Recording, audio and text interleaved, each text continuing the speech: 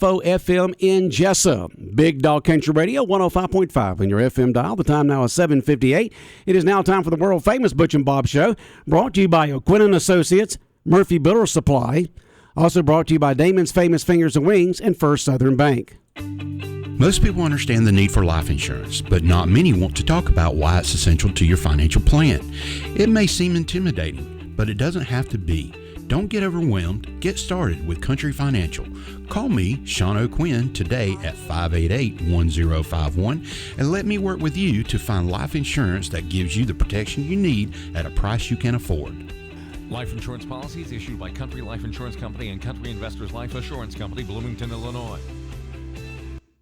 Since 1946, Murphy's Builder Supply has been serving the folks of Jessup, Wayne, and surrounding counties with quality products and knowledgeable service. Matter of fact, they feel they sell service first to make sure you get exactly what you need for your home improvement projects. And with each employee at Murphy's being there for 10 years or more, you know you're talking with someone with the experience to help you with building supplies, tools, paint, and all the things you need from a full-service hardware store. The best choice in home improvement is Murphy's Builder Supply, 156 Northeast Broad Street, Jessup. Damon's Famous Fingers and Wings restaurant in Jessup is now open for business, practicing social distancing, but still serving that great food that Damon's is famous for. Come inside or come through the drive-thru, but Damon's is open inside and welcomes back its customers. The menu's the same, the service is fast, and the food is fantastic, and the sauces remain the same, mild, wild, insane, or inferno. The number is the same, 588-WING, 588-9464. Damon's Restaurant on West Cherry Street in Jessup. Dining room now open for business. Come on in and enjoy a great meal today. Hi, I'm Raymond Brown. And I'm Mandy Yeomans. At First Southern Bank, our customers are like family. As a locally owned community bank, we're dedicated to helping our clients succeed.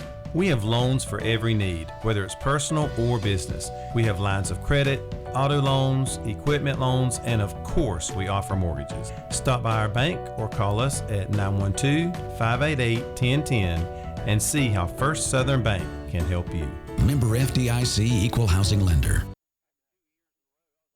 The following is an exclusive presentation of Jessup Broadcasting, the sports leader in Southeast Georgia. World famous. The world famous Butch and Bob Show. World famous Butch and Bob Show right here on WIFO 105.5 FM in Jessup, 1 minute after 8 o'clock here on this Tuesday morning, 7th day of September. And Bob, we got a special guest on the phone with us this morning. Hey, we got Congressman Buddy Carter on once again. Buddy, how you doing today? I'm wonderful. I hope y'all are. Doing good. Before we get to Afghanistan, I don't want to talk about the COVID situation. It's been tough here the last couple of weeks here in Southeast, especially in Wayne County. This past week in Wayne, we had a 27-year-old, a 35-year-old, 43-year-old all pass away. Still people on ventilators. It's still a bad situation here.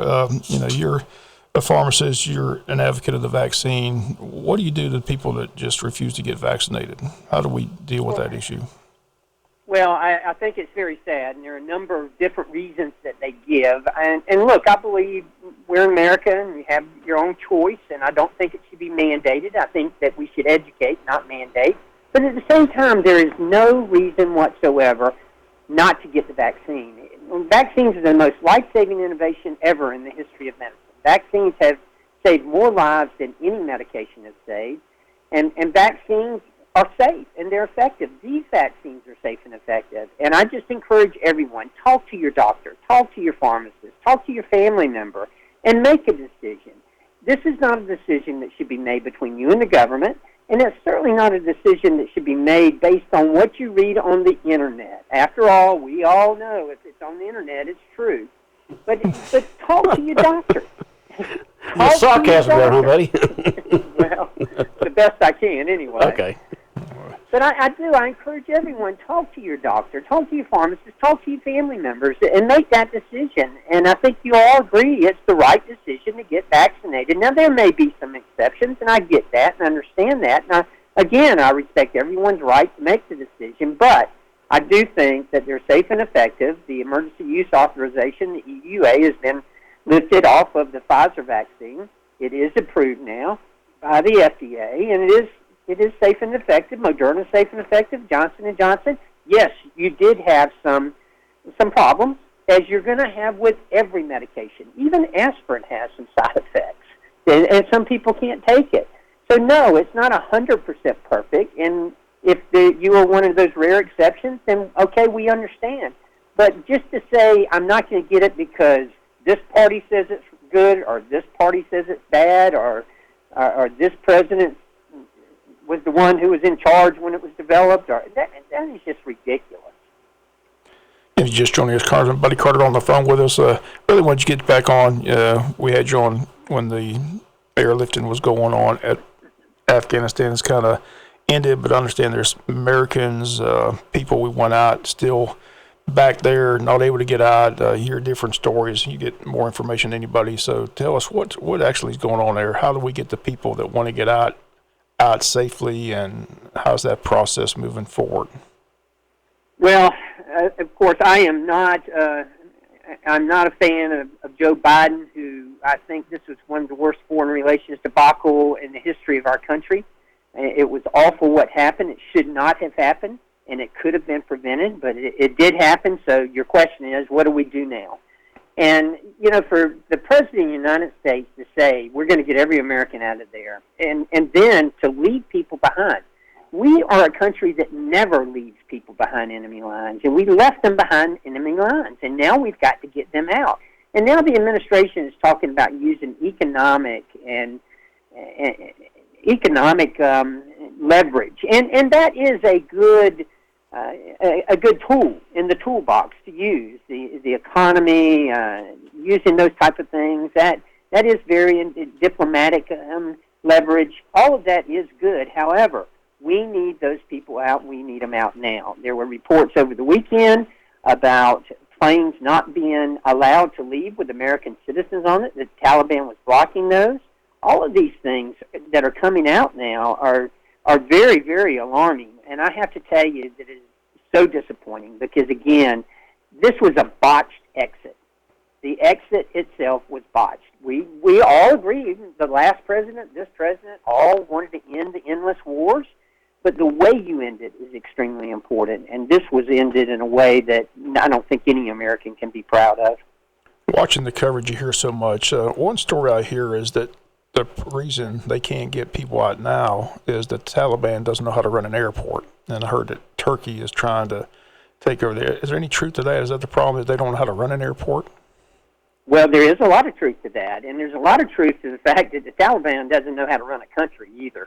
And Bob, that's one thing that we've talked about. We've got another conference call today that I'm looking forward to, that being of the Republican conference. But another thing that we've been talking about is the brain drain that's taking place in Afghanistan right now. Yes, we're getting those interpreters who helped us out of there, as we should, through the special immigration visas. But at the same time, that's taken a lot of brain power out of that country. Who's going to be left to run the country? And who are they going to have who knows how to run the country? They're not going to have anyone. And what's going to be the result? It's going to be total chaos. And then who's going to rise above that? It's going to be the terrorists.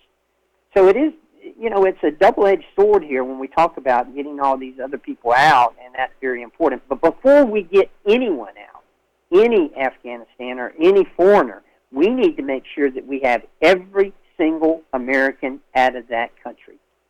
One of our favorite sayings here is always about the money, and it sounds like that's what the Taliban is using. They want money to get anybody else out. Is that what you're hearing? This is going to cost us money to get them out? Yes, that's what we're hearing, and I'm not naive enough to believe that it's not true either. I do think that that's what they're trying to do. And what a sad, sad state of affairs to allow ourselves to have gotten to this point. This should have never happened. And I'm sorry, I don't know who else to blame it on but the Biden administration. This should not have happened. And the craziest story I keep hearing, and I hear it over and over, is these Taliban, they're not good people. You can't trust them, but we have to work with them. So how do you do that? Yeah, I know. I mean, that seems like a strange situation to be in. It is, and I may have shared this with you before, but one of my favorite people in Congress is Jim Baird, who is a Vietnam veteran who lost an arm in Vietnam, and he's from Indiana. But he made the point during one of our calls. He said, "I've never seen where we've had the enemy serving as our security force." And the Taliban was our security force there for a while. And they were our enemy, and they were serving as our security force. It's just hard to believe we've got to, and then, it's like the lesser of the evils. The Taliban's the less evil that exists over there. And here we are trying to negotiate with them. How did we ever get into this sad state of affairs? Bob, if I could just add this, I had the great honor last Thursday, of meeting with some Afghanistan veterans in my office, and I'd have invited them in, and I wanted two things. First of all, I wanted to express to them, face to face, how much I appreciated their service and their sacrifice over the last 20 years, and that it was not in vain. But secondly, and most importantly, I just wanted to listen to them. I just wanted to hear them and give them the opportunity to tell me their story. And it was unbelievable what I heard. I mean, just to give you an example, one of them told us, and I wrote some of this down, this administration should not have said we were going to get everyone out without executing that commitment. And then another one said, it's not like people who were there at our level, meaning his level and serving there. It's not like people who were there at our level didn't see this coming. I could have told you 10 years ago the Afghans did not want to take care of themselves. So that begs the question, I mean, if boots on the ground can see this, where were our military leaders? How could they not have seen it? And this happened all in the span of 11 days, that the Afghan army just walked away, and the Taliban took over. And these were Afghan veterans who were telling me and expressing me their concern and saying, I could have told you that. I knew that was going to happen. What about the thousands and thousands of people that did get out? I saw where some were going to Germany, where are all those people going, and where will they reside? I understand a lot of them are coming to America, different cities. So what are you hearing about that? Well, a lot of them are going to Qatar. A lot of them are going to Kuwait and some other countries that are accepting them. But yes, you're right. Some of them are coming to America. A couple of things. First of all, I would like to think that those were the interpreters and the ones that we wanted to get out. But now we're hearing stories that they were just people coming to the airport and getting on the airplane. That they were just Afghan citizens just getting on the airplane and getting out of there. They weren't American citizens. They weren't interpreters with the special immigration visas. They were just Afghanistanians who came to the airport and got on the airplane and came out. That's one thing I've been hearing. The second thing is what you just asked, where are they going to go? And yes, some of them are going to come over here to America. But thirdly, what's the vetting process going to be like? Before they come over here, they need to be thoroughly vetted. We need to make sure. None of us are naive enough to believe that some of the terrorists aren't going to try to get in that way as well. Of course, if they're smart, and they are smart, they'll go down to the southern border. That's the easiest place to get in. They won't have to. It is. Exactly. It is the easiest place to get in. So, what a sad state of affairs. Is there any good news in Washington these days? Can you give some good news? Well, we go back next Monday and Tuesday. That's not necessarily good news. Where do you stand on that? I keep hearing all that about the infrastructure. Where do you stand on that? I hadn't heard you talk about that. That's why we go back next Monday and Tuesday. We've got committee meetings that start. The authorizing committees, which I'm a member of the Energy and Commerce Committee, and we're one of the authorizing committees. I'm also a member of the Budget Committee, so I have to deal with it from that perspective as well. But now we're going to be faced with authorizing what they're trying to get passed in the $3.5 trillion so-called infrastructure bill. And what a mess. I mean, this is, what are we talking about here? We're talking about free college. We're talking about free child care. We're talking about free everything. Plus, we're talking about policy decisions, such as amnesty for illegal immigrants, such as doubling the size of the IRS. All of these things are included in this. And this is not just a one-year bill at $3.5 trillion, but this is Bernie Sanders' 10-year plan to spend $68 trillion. $68 trillion, $17 trillion of which will go to our national debt, be added on to our national debt. The rest of it will be made up by tax increases on our citizens and by, hopefully, a growth in our economy.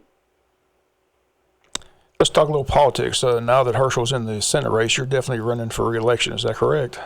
That is correct, absolutely. And I have endorsed Herschel Walker, and I'm excited about his campaign. We had some polls come over this past weekend that showed that he could beat Raphael Warnock and that he would beat Raphael Warnock, and he will. Herschel is a smart fella. He's a conservative. He's just a down-to-earth person, and I have a lot of respect for him, and I'm excited about his campaign. I know you tried to talk to him where he was making that decision, and have you had a chance to talk to him since he entered the race? I have. I've talked to him 3 or 4 times. Yeah, you're right. He did go silent there for a while, and I suspect that's what his consultants were advising him to do. But nevertheless, I've spoken to him in the last week 3 times. Well, Congressman, coming up this Saturday is the 20th anniversary of 9/11. Do you or your office or anybody that you know of have something special planned?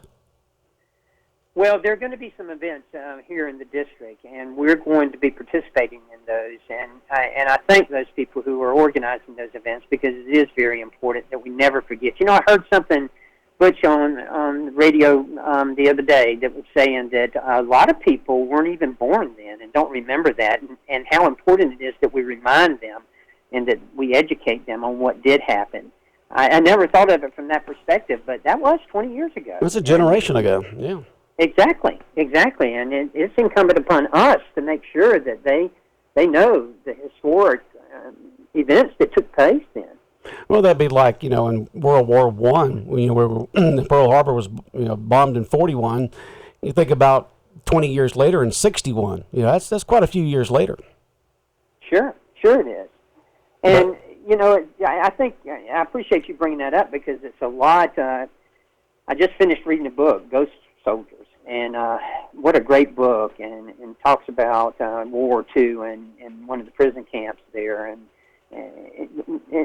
I think we forget just how great a generation that was and the sacrifice that they made. Everybody wants to go back and talk about critical race theory. Not say everybody, but some of these people want to go back and talk about critical race theory and all this other garbage, as I describe it as. Well, what about our ancestors? What about the greatest generation? What about their heroic and sacrifices and these men and women who did so much for our country? And right now I'm working with Glenn County and with Chatham County to get them identified and designated as World War II heritage cities for the shipbuilding that took place in both Savannah and Brunswick during World War II. I think we forget about the shipyards and the great work that our people right here at home did, and their donation and what they did to help with the effort. You're back in the district. Any update on the Golden Ray cleanup? Yeah. As a matter of fact, we were there last week, and they've got one more cut, and they may have finished it over the weekend. They told us that we were there Thursday, and they were 60% finished with the last cut, and they were hoping that they would finish it over the weekend. I don't know whether they did or not, but as soon as they finish that, then they're going to be able to take those last 2 sections and take them to Louisiana, where they're taking most of it. They've got some of it left in Brunswick, but they've got, I think, sections 3 and 7 left in Brunswick. But these last 2 sections they're going to take those to Louisiana. When that happens, then they'll start the cleanup process, start taking the barriers down that have been, as long as, they're always going to be doing monitoring. They're going to do it monitoring for a couple more years. But by the end of the year, they are very confident that we're going to be able to have two-way traffic going through that port again. Good. Somebody in text in says, ask Congressman Carter about the intrusive banking bill being proposed. Are you familiar with that?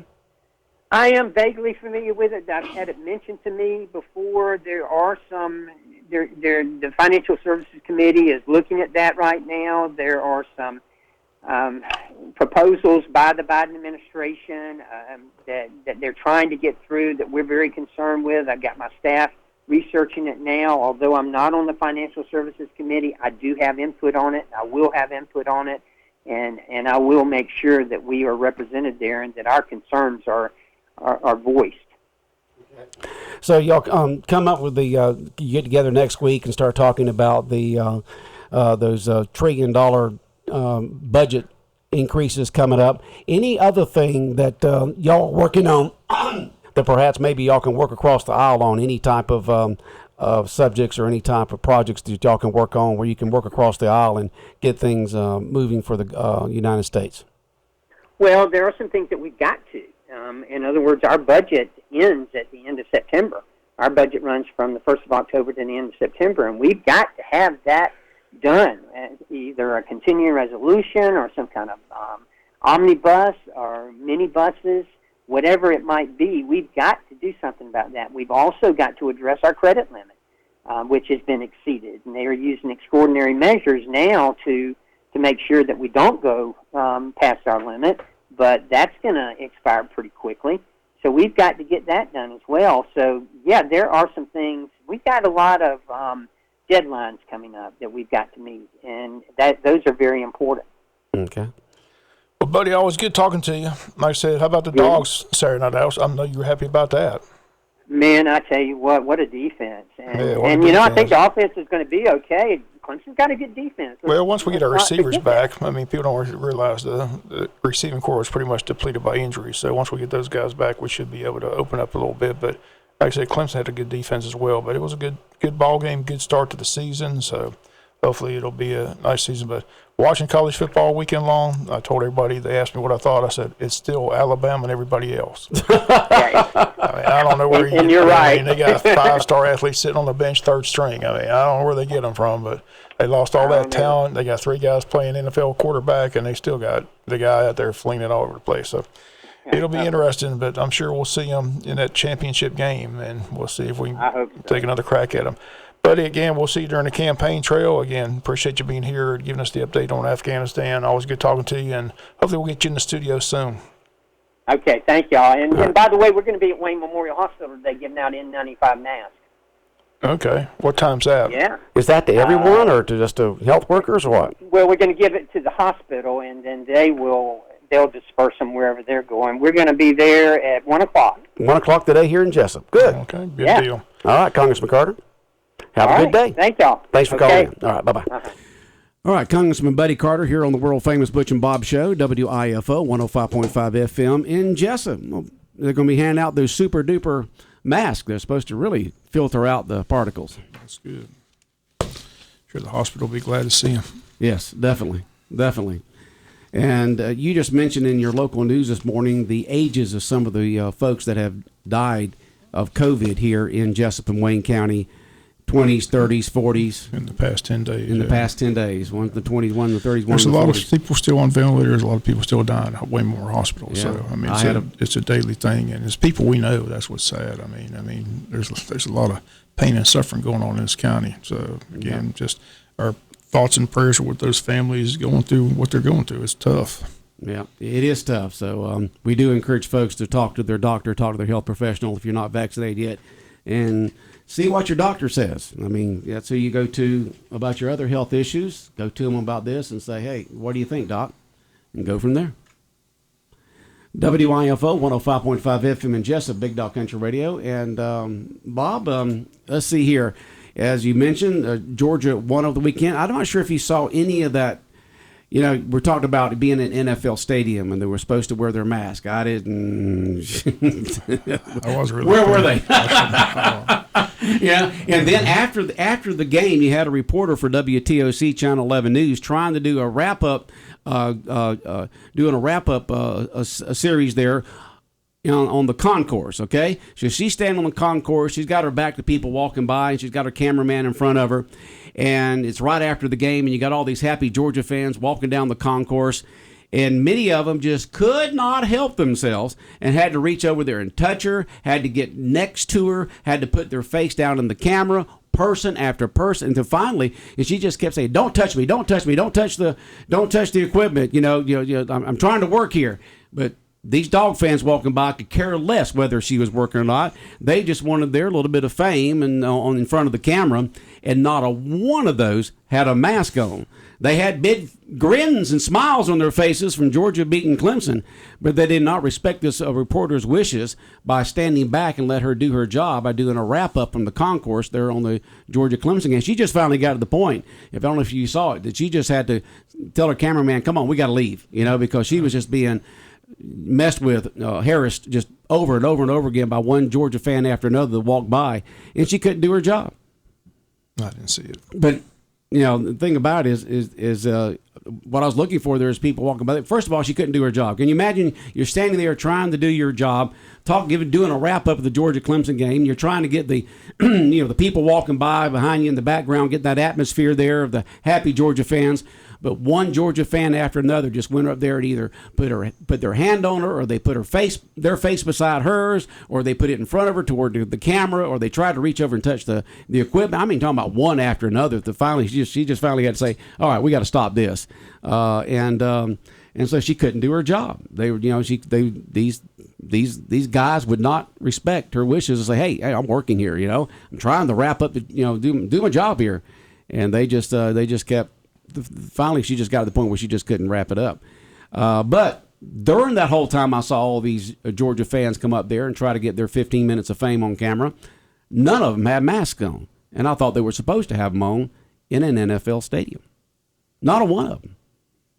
So what's going to be interesting, I was reading something over the weekend that, it's going to be interesting to see where things are at. There's health officials that are looking at what's it going to be like by the end of September when you got 50,000 to 90,000 people gathering together, yelling, screaming, having a good time at a football game, both college and NFL. NFL begins in earnest this coming week.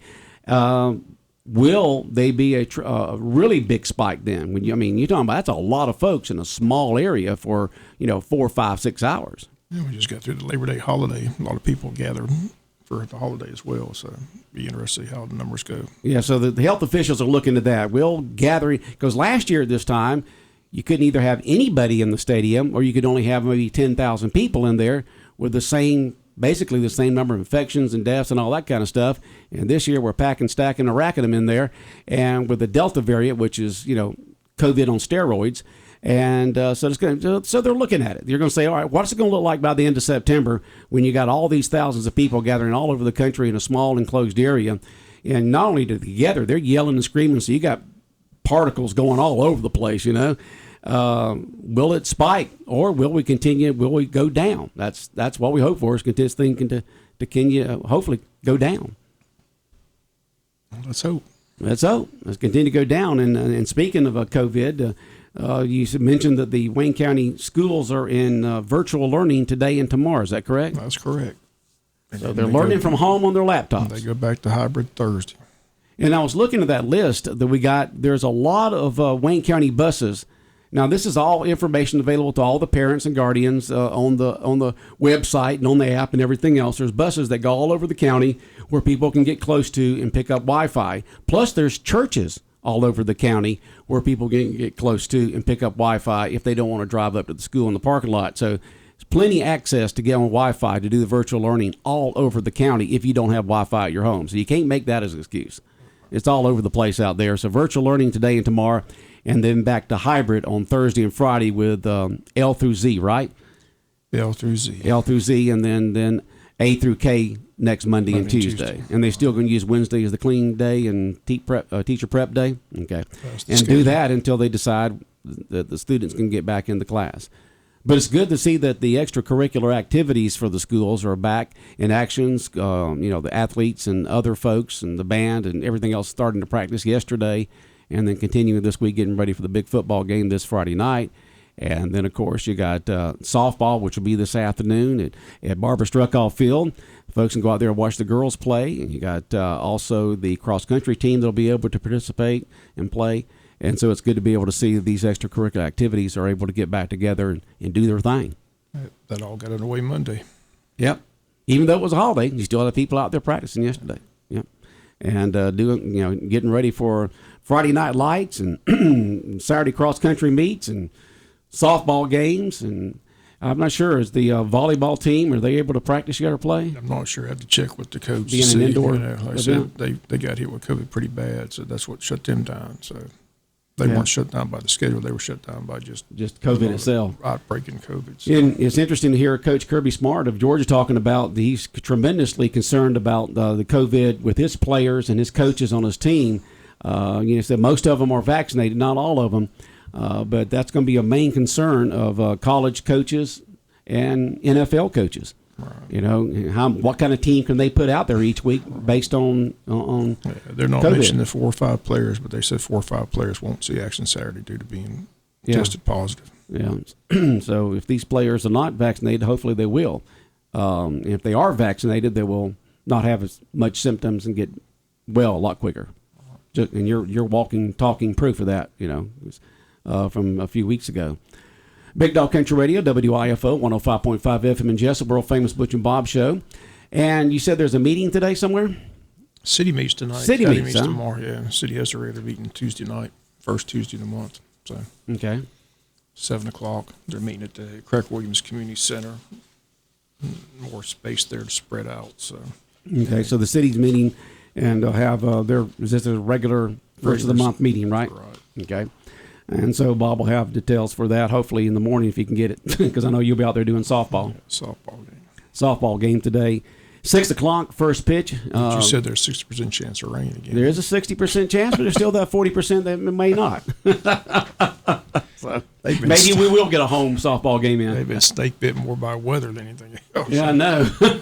So hopefully they will be able to get that in today. Every home game they've had just about has been rained out. So. Just about. All right, Bob, you have a good day. Okay. All right. World famous Butch and Bob Show brought to you by Country Financial, O'Quinn and Associates, by Murphy Builder Supply, Damon's Famous Fingers and Wings, and First Southern Bank.